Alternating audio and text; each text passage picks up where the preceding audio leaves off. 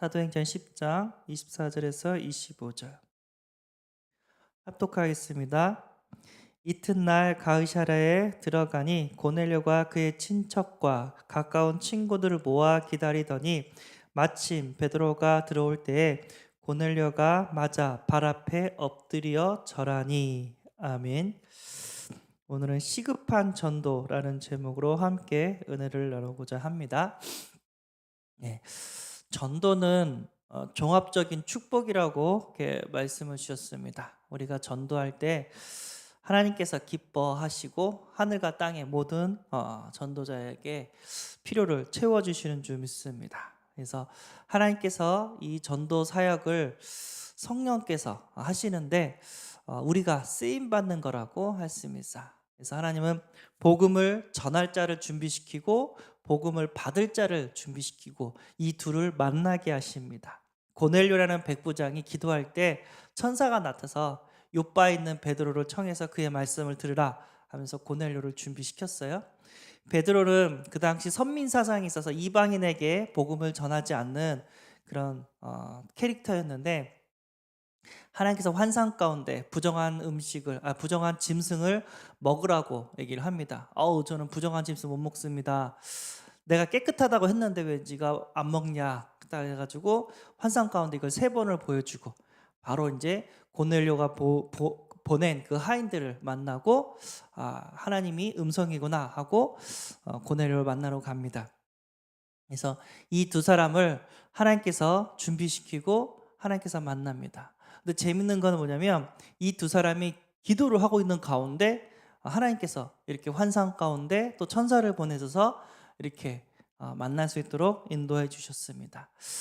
그래서 우리가 진짜 전도자를 초청하고 또 은혜 받는 자리에 있다면 초청하라고 했죠. 친척들, 친구들 함께 은혜 받을 수 있는 그런 자리를 만들라고 했습니다. 그리고 두 번째는 뭐냐면 이 모든 사역이 기도 가운데 있기 때문에 태신자를 놓고 기도를 해야 된다고 말씀을 주셨습니다. 그래서 태신자의 마음이 굳은 마음이 부드러운 마음이 돼서 하나님 말씀을 들을 수 있도록 또 마음의 문을 열어서 루디아의 마음의 문을 열었던 것처럼 내가 기도하고 있는 태신자의 마음의 문을 열어달라고 기도를 하라고 했습니다. 그리고 이제 간접 전도, 직접 전도. 간접 전도는 이제 전도자를 불러서 이렇게 초청을 합니다. 예. 그리고 직접 전도는 내가 그냥 바로 예수 그리스도를 이렇게 전해주는 전도가 있습니다. 이게 다 이제 상황에 따라 누구를 만나냐에 따라서 이런 방법을 여러 가지 선택할 수가 있는데 기도하면서 우리는 성령 인도를 받아야 될 줄 믿습니다. 자, 이제 시급한 전도라는 말씀인데요. 예. 사람들이 하나님을 떠나서 이 땅에서 고통 가운데 살다가 죽으면 끝나는 줄 알았는데 그래서 많은 사람들이 인생이 힘든 사람들이 자살하는 사람들이 많죠. 그런데 죽으면 끝난 게 아니라 그 죄 때문에 영원한 지옥 형벌이 있다고 합니다. 그래서 우리가 누가복음 16장 19절에서 31절 이렇게 보면은요. 부자와 나사로가 나옵니다. 그래서 나사로는 살아있을 때 거지처럼 살았지만 하나님을 만났고 부자는 떵떵거리면서 맨날 잔치하면서 살았지만 하나님을 만나지 못했습니다. 복음을 알지 못했습니다. 그래서 죽어서 지옥에 갔는데 그때 이제 부자의 소원이 있어요. 나사로 평상시 우리 집에서 잔치하고 남는 음식을 먹었던 나사로한테 얘기해서 제발 물 한 방울만 내 혀끝에 떨어뜨려서 서늘하게 좀 해달라고. 그 불못이 그 지옥불이 그만큼 고통스럽다는 얘기죠. 물 한 방울만 달라고. 진짜 갈증 있는 사람은 물 한 잔이 아니라 물 한 방울만 먹어도 소원이 없다고 이렇게 얘기를 하죠. 그만큼 고통스럽답니다.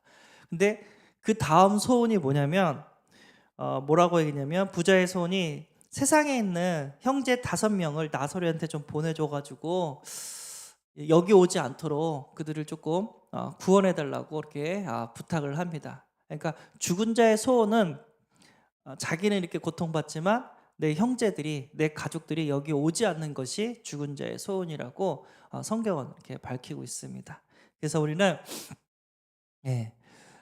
그 복음을 들어야 되고 천국에 갔든 지옥에 갔든 죽은 자의 소원은 구원받는 거라고 우리가 알아야 될 줄 믿습니다. 그래서 우리는 죽어가는 그 영혼들에게 복음을 전해야 될 사명이 있는 줄 믿습니다. 이 사람이 복음을 듣든 안 듣든 영접하든 안 하든 일단 그 사람이 복음을 들어야 될 이유는 있습니다. 하나님께서 모든 만민에게 땅끝까지 복음을 증거한다고 하셨기 때문에 우리는 전해줘야 됩니다. 간혹 가다가 우리가 이제 현장에서 전도를 하는데 무차별 전도할 때 저 사람은 안 들을 거야. 저 사람은 들을 거야. 막 이렇게 따지잖아요. 근데 재밌는 거는 그렇게 생각하고 가서 해보면은 그렇게 돼요. 저 사람은 들을 거야 하면서 들어요. 근데 전하다 보면 진짜 들어요. 완전 예언자가 돼버렸죠. 근데요, 하나님은 불신자든 신자든 한 번은 다 전해주는 것이 하나님의 뜻이라고 하셨습니다. 그래서 우리는 들을 사람도 전해줘야 되고 영접 안 할 사람도 한 번은 듣게 우리가 전해줘야 될 이유가 있는 줄 믿습니다. 전해줘야 되고요. 그리고 교회 문을 닫는 시대라고 합니다. 교회가 복음을 전하지 않으니까 현장에 흑암이 가득해요. 그래서 코로나 이후로 많은 교회가 문을 닫았거든요. 그런 전 세계 교회가 문 닫는 이 시대에 우리가 바른 복음을 전해야 될 줄 믿습니다. 죄와 사단의 권세와 하나님 만나는 길을 열어주신 예수 그리스도, 불신자 상태 6가지, 그리고 나 중심, 물 중심, 성공 중심으로 가는 그 현장, 그리고 점술, 무속, 우상 섬기는 그 현장, 그렇게 고통받고 있는 그 현장에게 정확하게 우리는 천국 복음을 전해줘야 될 줄 믿습니다.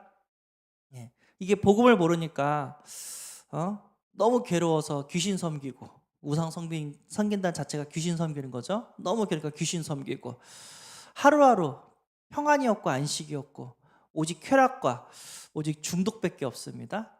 복음이 없으니까 또 삶이 무너지고 각종 사고와 재난이 끊이지 않습니다. 이렇게 지옥처럼 살다가 죽어서 진짜 지옥 가고 나만 망가지는 게 아니라 자기 자녀들, 후대들이 똑같은 문제로 또 고난을 받고 있습니다. 그 재앙 가운데 빠진 그 현장, 사마리아 현장에 빌립 집사가 가서 복음 전해서 진짜 복음이 증거되어지고 많은 영혼들이 구원받고 귀신도 쫓겨나가고 또 질병도 치유되어지고 그 성에 기쁨이 임했다고 합니다. 우리가 그런 현장, 한 번도 복음을 들어보지 못한 그런 현장이 있어요. 그래서 영적 문제로 왜 고통을 받는지 이유를 모르고 고통받고 있는 그 현장이 있습니다. 그 현장에 우리는 복음을 전해야 될 하나님 주신 사명이 있습니다. 237 5천족속, 이것을 위하여 하나님께서 우리를 준비시키고 있는 줄 믿습니다. 아까 처음 얘기했죠. 하나님은 구원받을 자를 준비시키고 복음을 전할 자를 준비시킵니다. 우리가 구원의 길을 그리고 우리가 현장을 놓고 기도하고 그 순간이 하나님이 우리를 준비시키는 순간인 줄 믿습니다. 그러다 보면 하나님께서 어느 날에 시간표를 주시고 또 하나님께서 우리를 통해서 또 영혼을 구원하는 그런 응답을 더해 주십니다. 오늘 말씀 붙잡고 기도할 수 있는 은혜가 있기를 바랍니다. 죽은 자의 소원은 자기 형제들이 이곳에 오지 않기를 원한다고 합니다. 하나님, 우리가 그 현장에 대한 아픈 마음을 가지고 탄식을 가지고 우리가 현장에 나가게 하여 주옵소서. 누구를 만나든지 예수 그리스도 복음을 전할 수 있는 준비가 되어지게 하여 주옵소서. 우리가 반드시 놓고 기도하고 응답받아야 될 기도 제목인 줄 믿습니다. 하나님께서는 하십니다. 하나님께서는 지금도 우리 새은혜교회를 축복하시고 전도자의 길로 인도하시고 어느 날의 시간표를 더해 주실 줄 믿습니다. 구원의 길을 그리면은요, 제일 먼저 내가 살아요. 내가 진짜 복음을 더욱더 깊이 누리게 되고 또 하나님을 더욱더 묵상하고 그러다 보면은 또 복음의 지응인이 되는 그런 응답을 더해 줄 줄 믿습니다. 그래서 구원의 길 그릴 때 숙제라는 생각으로 하지 마시고 하나님 구원의 길이 나의 길이 되게 하시고 하나님 나의 해답이 되게 하시고 내가 이 구원의 길에 증인이 되게 하여 주옵소서. 그래서 똑같이 이걸 몰라서 고통받고 있는 영혼들에게 그들에게 간증하면서 그들을 살려낼 수 있는 그런 전도자의 삶이 되게 하여 주옵소서. 우리가 기도하고 응답받아야 될 줄 믿습니다. 시급한 내 가족, 친척, 친구, 동료, 그리고 이제 지인들, 우리가 기도할 때마다 하나님은 그들의 마음의 문을 열어주시게 될 줄 믿습니다. 조지 밀러죠. 5만 번의 기도 응답받은 조지 밀러. 5명의 친구를 놓고 기도했는데 가장 오랫동안 기도한 기도 제목이라 했죠. 네 번째 친구가 자기가 죽을 때 고별 설교할 때 영접했고, 5번째 친구가 자기 장례식에 와가지고 그 고넬료의 누구죠? 조지 밀러의 그 기도 제목을 알고 조지 밀러 장례식에 와서 5번째 친구가 예수님을 영접했다고 합니다. 우리는 끝까지 기회 있을 때, 살아 있을 때 구원받을 수 있도록 우리는 기도를 해야 될 줄 믿습니다. 물론 복음은 우리가 전하지만 하나님께서는요 또 그들의 마음의 문을 열어주시고 시간표를 우리에게 허락하시는 줄 믿습니다. 그래서 어떤 사람이 만나든지 복음을 전하고 나와 가까이 있는 사람들이 내 기도 속에서 구원받는 역사가 일어나기를 소원합니다. 기도하겠습니다.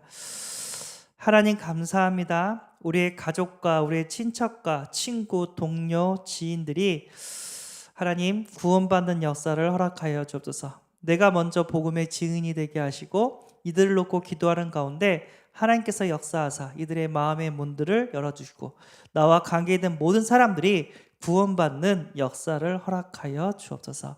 우리 주 예수 그리스도의 이름으로 기도합나이다. 아멘.